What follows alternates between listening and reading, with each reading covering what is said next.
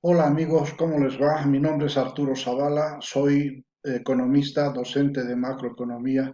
Hoy quiero referirme a un tema bastante interesante, el comportamiento de la economía. El Fondo Monetario Internacional ha indicado de que Bolivia va a crecer este año a un 5%. El gobierno también ha manifestado de que espera un crecimiento entre 4,4 y 5%. Una tasa que parece súper interesante, pero sin embargo sería bueno analizarlo.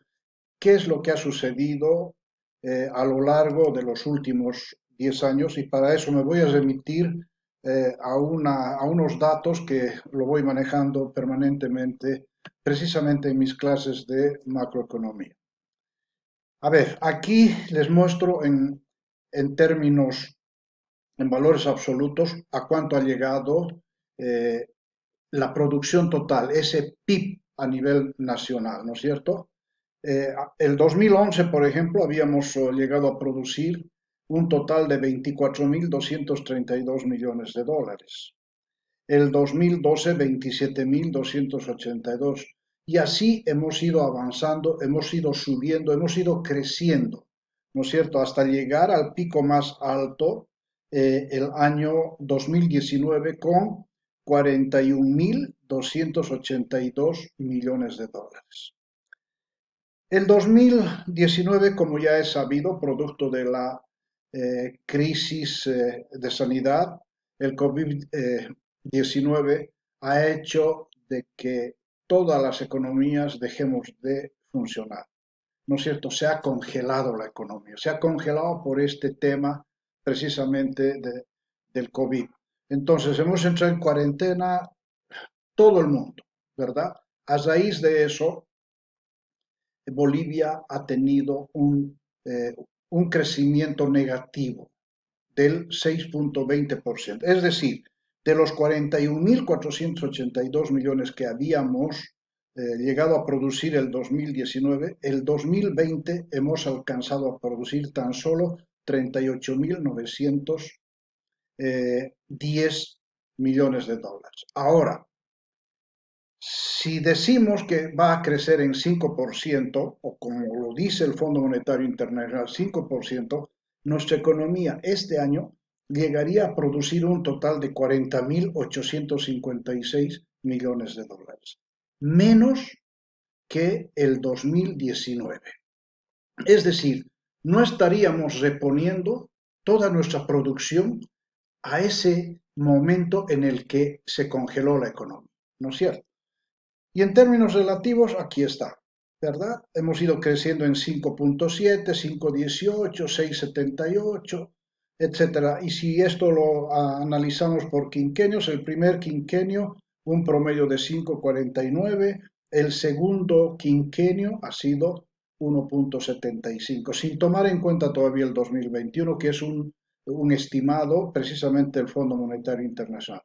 Entonces, ¿por qué 1,75? Porque ya entre el 2018 y el 2019 nuestra economía ha tenido un crecimiento menor, ¿no es cierto?, en 2,22%. Es decir, hemos crecido más bien en 2,22 frente al 4,22 del 2018. Ojo, ya se habría deteriorado nuestra economía al 2019. Y lo que ha sucedido con el COVID, por supuesto, hemos tenido una tasa negativa de 6,20. Y otra vez, si reiteramos, si reponemos, ¿no es cierto?, con este crecimiento del 5%, no vamos a poder aún todavía ubicar a la economía en los niveles que estaba en el 2019. Bien, pero ¿qué va a suceder posteriormente? ¿O qué es lo que podría suceder con nuestra economía, ¿no es cierto?, de aquí para adelante? Es que las otras variables nos están explicando que tampoco estamos muy bien. Si vemos, por ejemplo, eh, el comportamiento del déficit fiscal, esto es para preocuparse, ¿no es cierto? En realidad tenemos un déficit del de 32.000 millones de dólares, ¿no? Y en términos porcentuales, el déficit ha llegado a menos 12,01%, que ya es para alarmarse, no solo para preocuparse. Y no es que esto haya sido por un problema del 2019, esta es la consecuencia de toda la política económica, ¿no es cierto?, que hemos tenido en los últimos años. Hablemos desde el 2000 si quiere. Y los últimos 10 años este es el comportamiento. Hemos tenido unos 5 años de superávit, ¿no es cierto? Y eso ha sido producto del comportamiento del comercio exterior, pero no por incremento del volumen o de la oferta exportable, sino porque los precios de las materias primas en el mercado internacional se han puesto muy por arriba. Y eso ha dado lugar a que hayamos recibido más dinero y como consecuencia en en el sector público hemos tenido 5 años de superávit, pero después, esta es la realidad. Miren el déficit fiscal. ¿Y qué pasa con el comercio internacional, la balanza comercial? Esto es también para preocuparse. En sí, Bolivia siempre ha registrado saldos negativos en la balanza comercial. Es decir, que las exportaciones nunca han superado a las importaciones, salvo los 10 años de bonanza. Desde el 2004 al 2014, reitero, cuando los precios de las materias primas han subido en el mercado internacional, Bolivia ha recibido mucha plata. Esa ha sido la bonanza económica, pero que lamentablemente no la hemos sabido aprovechar. ¿No es cierto? Esa plata ha ido a cubrir de pronto, de repente, la construcción del nuevo Palacio de Gobierno, la construcción del edificio del Ministerio de Economía, que de pronto el aeropuerto en Chimoré, o que el avión presidencial, o que los vehículos blindados para el presidente, en fin, y ustedes ya saben el resto, a dónde más ha ido. No hemos hecho inversiones de pronto como deberíamos hacerlo para que de aquí para adelante nuestra economía realmente eh, pueda quizá eh, desarrollarse, crecer, ¿no es cierto? Lamentablemente no ha sido así. Ahí tenemos el resultado del comercio. Este año es posible que tengamos un superávit. Hasta septiembre de este año tenemos 1.500 millones de dólares según el Ministerio de Economía. Ojalá terminemos así. Y ojalá ese sea el comportamiento de nuestro comercio exterior, pero de forma permanente, de forma estructural, ¿verdad? Otra preocupación que precisamente a propósito del comercio internacional es de que existe mucha dependencia. El 73% de las exportaciones son de productos tradicionales y tan solo el 27% de productos no tradicionales. ¿Sí? Ahora, los minerales significan el 44% y el gas el 29%. Y si a eso sumamos el 11% de la soya, el 84% del total de las exportaciones están concentradas o dependen de tres rubros: mineral, gas y la soya. Entonces, ¿qué hemos hecho durante estos años con nuestra economía? La hemos mantenido tal como era antes. ¿En qué hemos mejorado? ¿Cuál ha sido el cambio que nos han pintado? Lamentablemente no vemos de esa manera.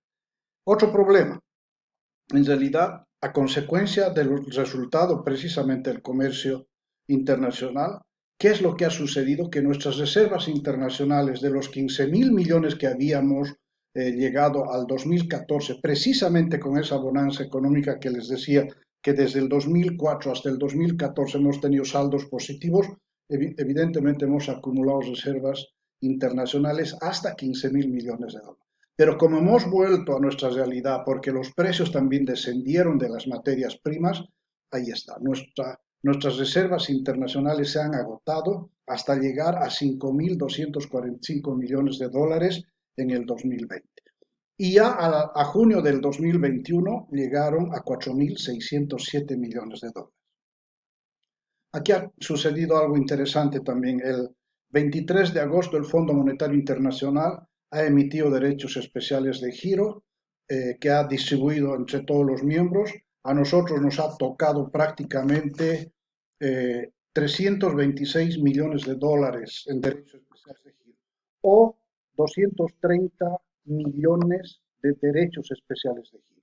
Eso ha dado lugar a que nuestras reservas un poquito hayan subido. En este momento deben estar en aproximadamente unos 4.800, 4.900 millones de dólares. Bajas nuestras reservas internacionales. Eh, y estas reservas internacionales, en realidad, o de estas reservas internacionales, solo el 10.6%, en realidad 10.7% es liquidez. El resto están en inversiones. Solo el oro. El oro significa 50% de las reservas internacionales. Y esto no se puede monetizar. De tal manera que el problema que nosotros tenemos es falta de liquidez para poder encarar la economía. ¿Cómo serán los planes del gobierno en realidad para poder relanzar, no este año, sino de aquí para adelante, en su famoso plan de desarrollo económico y social? Es decir, no encuentro recursos como para poder decir que efectivamente vamos a tener una recuperación. Más por el contrario, pienso de que nuestra economía ha llegado al borde del abismo. Estos indicadores nos están dando lugar a pensar que es así. Nuestra economía está totalmente deteriorada. No nos olvidemos que el déficit fiscal, el déficit en la balanza comercial y el agotamiento de las reservas internacionales han sido las condiciones previas para la crisis de Argentina. Y ahí estamos nosotros. Bueno, ojalá todo esto realmente cambie y nuestro país tenga la posibilidad de realmente tener una economía más creíble, más sostenida o estable. Muchas gracias.